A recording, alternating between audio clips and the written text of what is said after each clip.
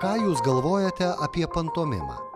1967 metais tokių klausimų stebindavo kiekvienas sutiktąjį Modris Tenisonas, pantomimos trupės vadovas, tuomet atsiradęs Vilniuje iš Rygos.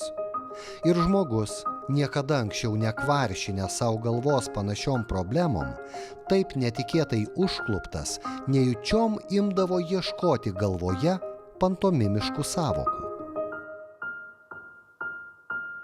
Po 60 metų mes klausėme kiekvieno kalbinamojo, ką jūs žinote apie pantomimą? Ar esate girdėję apie dialogą su kūnu, judesio terapiją?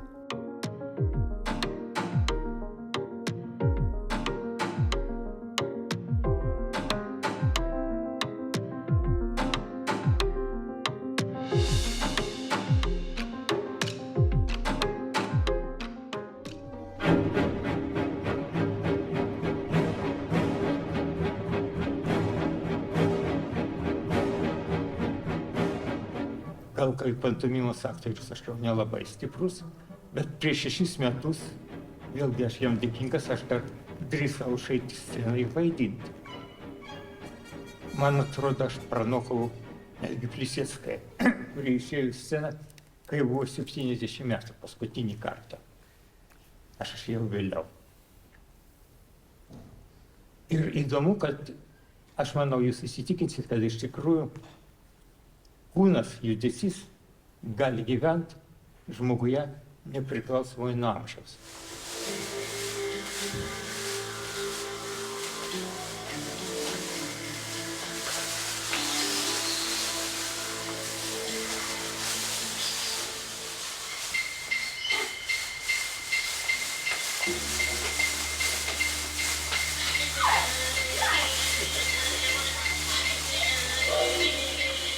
Jie labai duoda didelę irgi laisvę. Kaip judesys, taip ir šitie bendrystės. Ar eini gatvė, jie gali pasisveikinti, gali pamojuoti.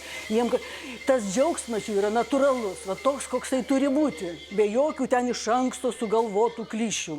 Jie papildo mus, jie papildo vienas kitą. Pamatom, kad pasaulis įvairus ir būtent kaip ir lakštukas, kuris gimė su vienu sparnu. Reikia priimti tokį, koks yra, o ne tai, kad jį išstumti iš būrio. Taip ir yra. Bet jiems reikia tos erdvės atsiverti. Šokio judesio terapija yra viena iš 4 oficialiai pasaulyje pripažintų meno terapijos rūšių greta muzikos, dailės ir dramos. Judesio terapijos metu nėra mokoma šokio žingsnelių. Visų pirma, akcentuojamas pats judesys. O judesys gali būti ir mažojo pirštelio pajudinimas. Šokio judesio terapija nėra reabilitacija, fizioterapija, kineziterapija. Tai yra visiškai atskira disciplina, kurioje susijungia menas ir psichoterapija. Giminingiausia šokio judesio terapija yra kūno psichoterapija, kur dirbama su kūnu ir per kūną.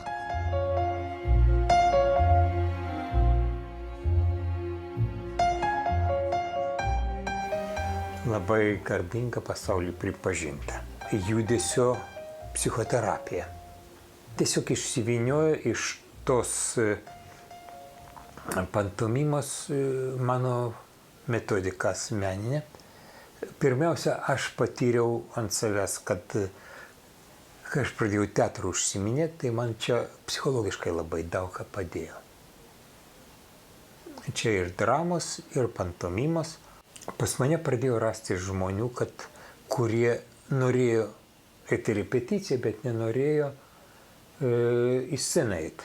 Jie nenorėjo vaidinti, jiems pats trenažas buvo įdomus.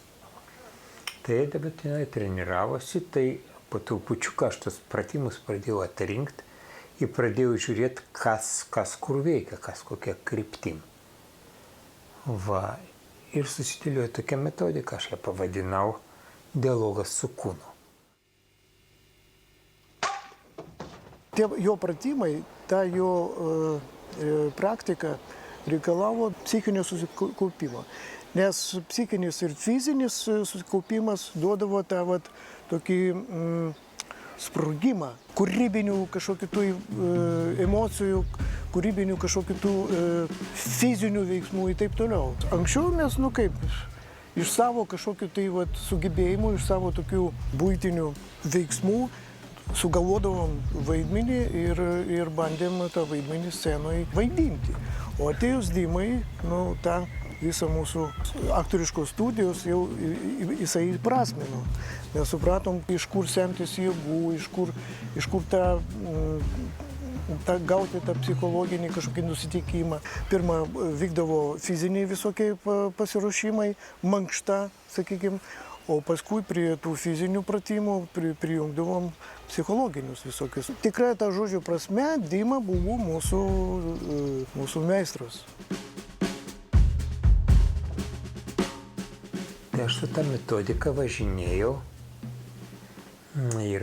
ir po Ukrainai buvau, Rusijoje buvau ir vedžiau kursą čia institute ir Švedijoje buvau.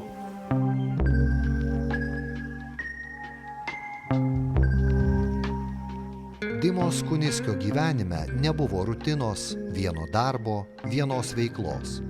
Nuo mokyklos laikų užburtas teatro, judesio magijos, dar neįstojęs į universitetą, užsirašė į Alma Mater dramos studiją, o jau studijuodamas biochemiją vaidino ir Modrio Tenisono pantomimos trupėje. Kad nereikėtų tarnauti sovietinėje armijoje, kas grėsė trupę perkelus į Kauną, Dima liko Vilniuje, bet Aušros kultūros namuose įkūrė pantomimos studiją. Taip ir rieda lygiagrečiai, tarsi geležinkelio bėgiais, pantomima, biologija, o vėliau, nesusiklošius mokslininko karjerai, ir psichologija.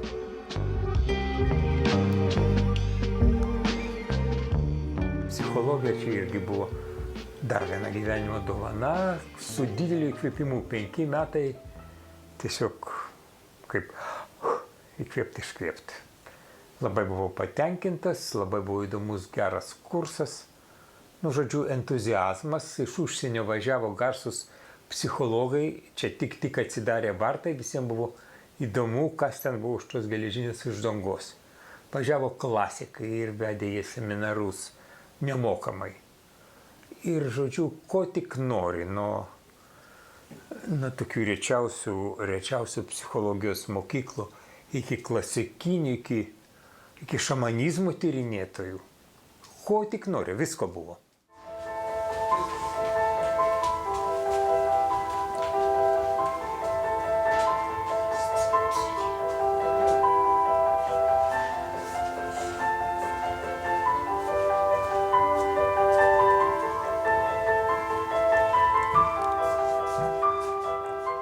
Moksleivių rūmuose aš irgi 20 metų dirbau, bet ten turėjau pantomimos grupę Šokantys mimai. Kiek ten tų metų mes kartu buvom ir irgi pasirodydavom ir mieste per festivalius, ir gatvėse, ir važiavom trupučiuką toliau. Ir ten man bedirbant dirbo ir jaunimo teatro aktorė Kriauzaitė Irena. Ir jinai man pasakė, dienos centrų šviesa ieško žmogaus pastatyti spektaklį su neįgaliaisiais. Aš nesupratau iš viso, kaip tai gali būti, bet kadangi, kai aš su jais susitikau ir kalbėjau kūno kalba, nes ne visi buvo ir kalbantys, ir aš ne visada iš jų gaudavau atsakymą, bet kai kalbi kalba, turi paryškinti ir tą judesį ir viską, ir jie kažkaip atsirado tas per kūno kalbą, per judesį, atsirado ta bendrystė. Ir pastatėm spektaklį festivaliui, Mažas žmogeliukas arba Stebuklinga šviesa. Labai įdomus priėjimas yra tokia idėja, man patinkanti, kad, pavyzdžiui, žmogus sako, aš tiek nuliūdęs. Sakau, aš nežinau, kiek tu nuliūdęs. O tu man pasakyk, kaip tu kūne šitą jauti. Tada aš suprasiu. Ir jis man pradeda kartais asociatyviai, kartais tiesiog kaip simptomą kažkokią prašyti, pasakot. Aš šitoj vietoj jaučiu, man spaudžia, man nesinori, man norisi giliau įkvėpti. ir jis kažką jaučia. Pasikeičia kažkas. Jis atkreipia dėmesį į savo kūno reakcijas.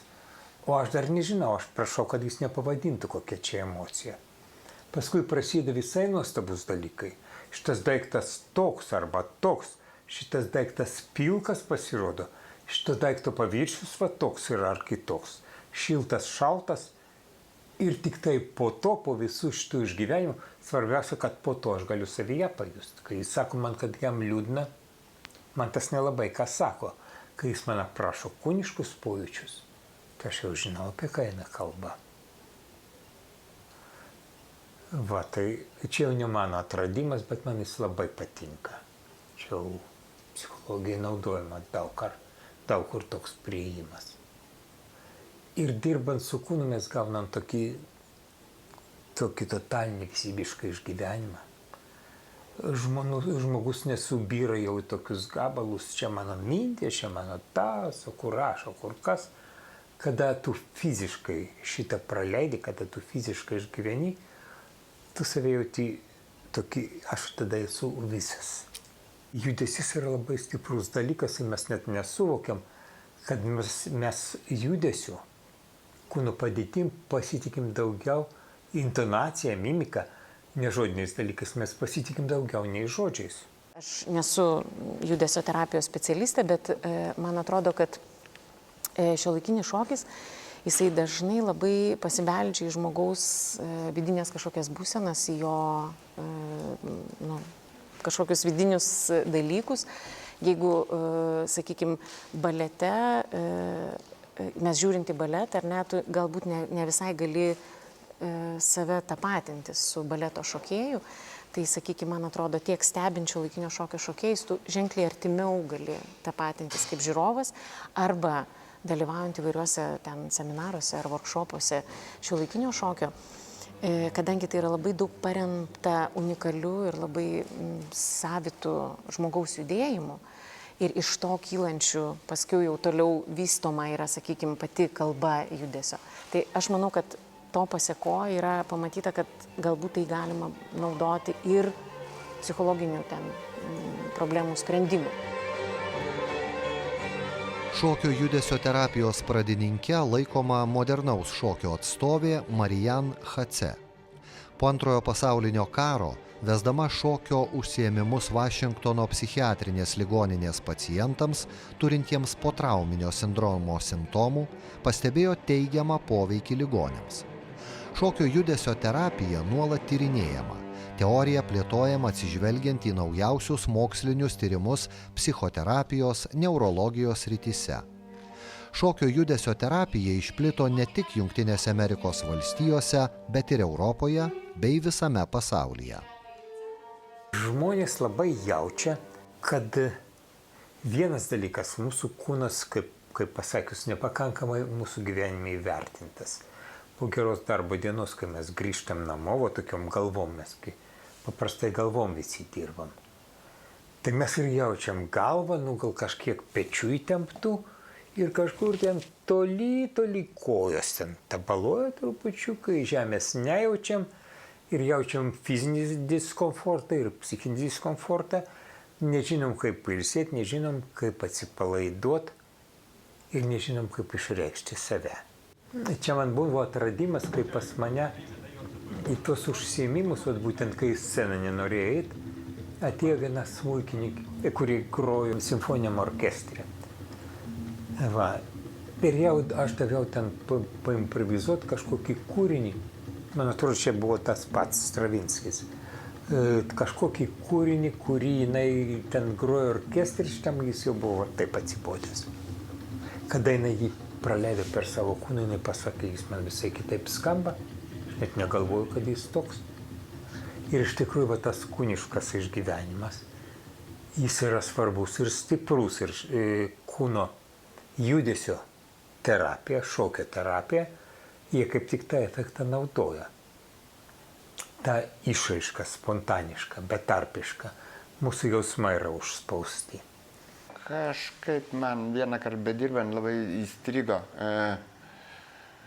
kad, sako, nusišypsoti, ar ne? Ir tas, sakysim, tu atsiveri ir nusišypsai. Užsiveri ir šypsena išnyksta. O jeigu priešingai, kūnas vis tiek pradeda kalbėti.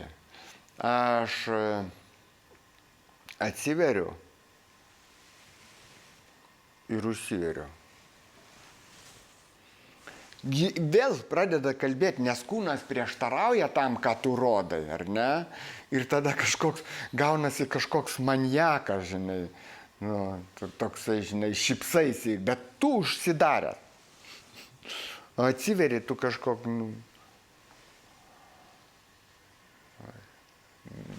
Tai kūnas yra pozicijos, pozos tos,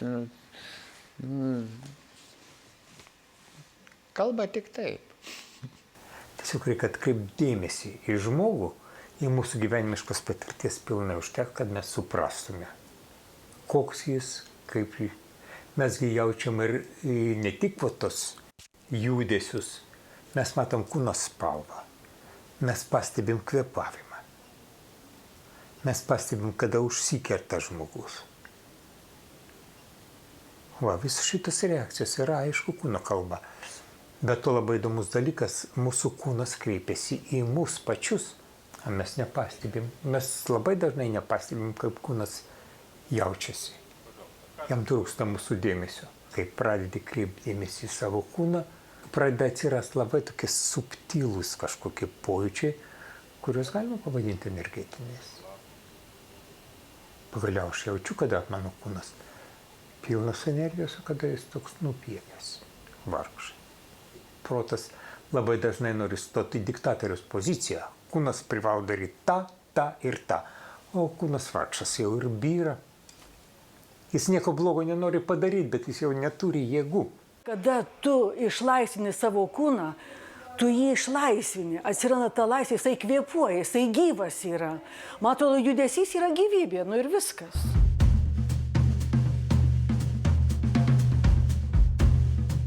Jeigu man reikia, aš ieškau. Aš irgi ieškojau, suradau tą pantomimą. Bet aš ją kažkur tai jau nuo vaikystės mėgau. Aš mėgau kurti rankomis tą nematomą, kai tampa matoma. Man šitas buvo svarbu. Aš jau stovykloje būdama tą dariau.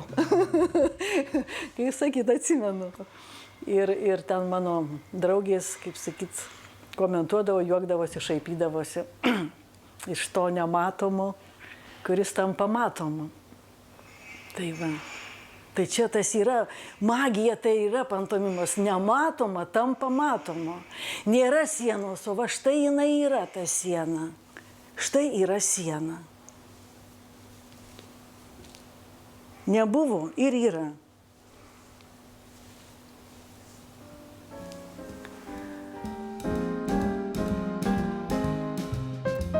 Nelaiku gimęs, trumpai gyvenęs, savo laikmečio sunaikintas meninis kolektyvas švystelėjo mūsų teatrinėje padangėje ir žuvo. Tikiuosi palikęs mūsų teatrinėme gyvenime kažkokius, nors neregimus pėdsakus. Rašė apie Modrio Tenisono pantomimos studiją Aurelija Ragauskaitė, knygoje Režisierės užrašai.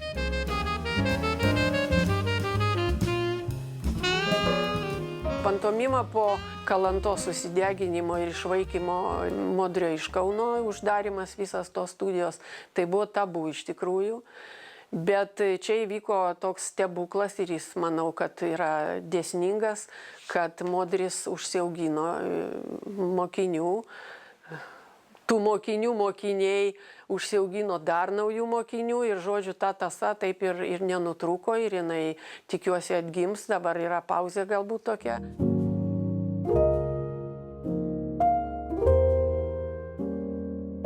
Visai be reikalo būgštavo režisierė Aurelija Ragauskaitė. Gal ne visus buvusius pantomimos aktorius ar jų mokinius išsisklaidžiusius visame pasaulyje pamatysi teatro scenoje, bet jie visi rado savo nišą. Dalis dar vaidina ar režisuoja spektaklius, kiti dėsto, dirba su vaikais ar senjorais, su neįgaliaisiais. Teatro, judesio, pantomimos matoma nematoma magija vis dar dega pantomimos aktorių akyse.